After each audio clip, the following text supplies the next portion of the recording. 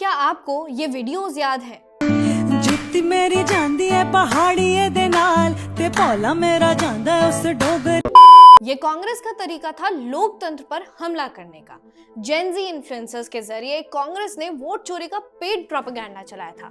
मैंने पहले भी एक वीडियो पर इस पर विस्तार से बात की थी। मजे की बात यह है कि जो लोग कल तक इंस्टाग्राम पर कुमार शानू के गाने में नाच रहे थे, वही आज हैशटैग वोट चोरी का ज्ञान ठोक रहे हैं। जिनके रील्स पर 1000 व्यूज नहीं आते थे, उनके इन इसी वाले वीडियोस पर 1 मिलियन व्यूज आने लगे। इसके बाद काव्या कर्नाटक के नाम की एक वोक इन्फ्लुएंसर ने माफी मांगी थी। I am really sorry for saying this. India तो वर्ल्ड्स लार्जेस्ट डेमोक्रेसी है, जहां एक ही वोटर ने 4 अलग बूथ्स पर वोट दिए। लेकिन कांग्रेस भी अपनी हरकतों से बाज नहीं आई। अब फिर से कांग्रेस ने नेपाल में हुई रिजीम चेंज के बाद अपने सिनिस्टर प्लान्स डिप्लॉय करना शुरू कर दिए हैं।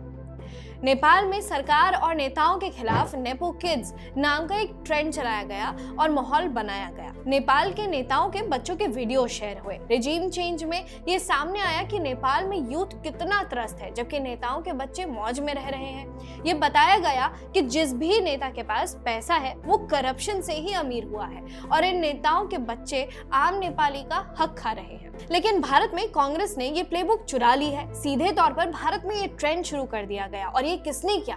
कांग्रेस की प्रवक्ता सुप्रिया श्रीनेत ने इसी प्लेबुक के चलते 13 सितंबर 2025 को एक ट्वीट किया। इस वीडियो में पहले जय शाह को दिखाया गया था, जिसमें वो किसी इवेंट में शामिल हो रहे हैं। उसके बाद युवाओं के किसी प्रदर्शन की क्लिप दिखाई गई। इस पर सुप्रिया श्रीनेत ने कैप्शन लिखा कि their kids versus your kids, यानी सीधे तौर पर वही नेपो बेबी वाला टूल किट लगा दिया गया। इस टूल किट को कांग्रेस और उनके ट्रोलियों ने एम्पलीफाई किया।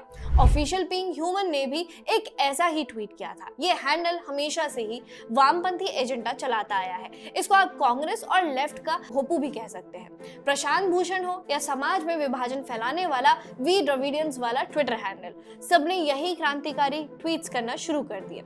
इसी के साथ ट्विटर पर एक अभियान चलाया गया।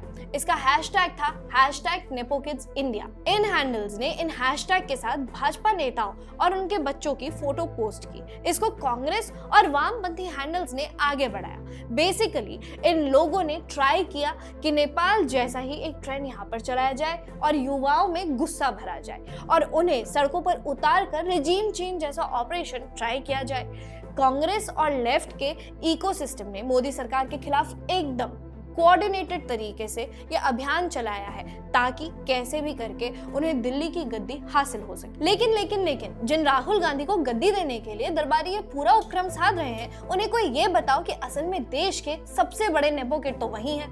कांग्रेस पार्टी से लेकर करोड़ों की संपत्ति तक और सांसदी की सीट से लेकर डी फैक्टो चीफ की गद्दी तक, उन्हें सब कुछ विरासत में ही तो मिला है।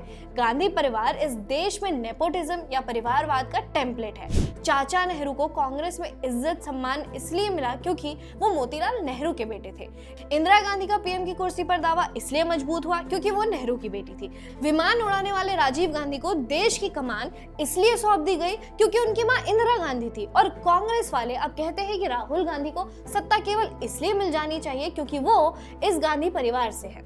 प्रियंका को इसलिए पार्टी और संसद में जगह मिल जानी चाहिए क्योंकि पोती की नाक तो दादी पर गई है। तो नेपोटिज्म के मामले में रिकॉर्ड्स बनाने वाले राहुल गांधी को अब their kids versus your kids जैसे ट्रेंड्स चलाने से पहले ये सोच लेना चाहिए और अपने गिरेबान में झांक लेना चाहिए। और जिस महिला ने ये ट्वीट किया है वो तो स्वयं नेपोटिज्म का प्रोडक्ट है। सुप्रिया श्रीनेत के पिता हर्षवर्धन भी कांग्रेस के एमपी थे और शायद इन्हीं कनेक्शन का असर था कि उन्हें 2019 महाराजगंज में पैराशूट उम्मीदवार की तरह उतार दिया गया था। हालांकि दूसरों को नेपो किड बताने वाली सुप्रिया को यहाँ 6% वोट भी मिलना मुश्किल हो गया था। कांग्रेस को पता होना चाहिए कि जिस नेपाल की प्लेबुक वो भारत में रिजीम चेंज के लिए ट्राई कर रहे हैं, वो उन पर भी भारी पड़ने वाली है। सचिन पायलट से लेकर प्रियंक खड़गे तक और प्रणीति शिंदे से लेकर जयवर्धन सिंह तक नेपो किड्स की पूरी फौज रखने वाली कांग्रेस को कोई नैतिक अधिकार ही नहीं है कि वो इन सब विषयों पर बात भी करे।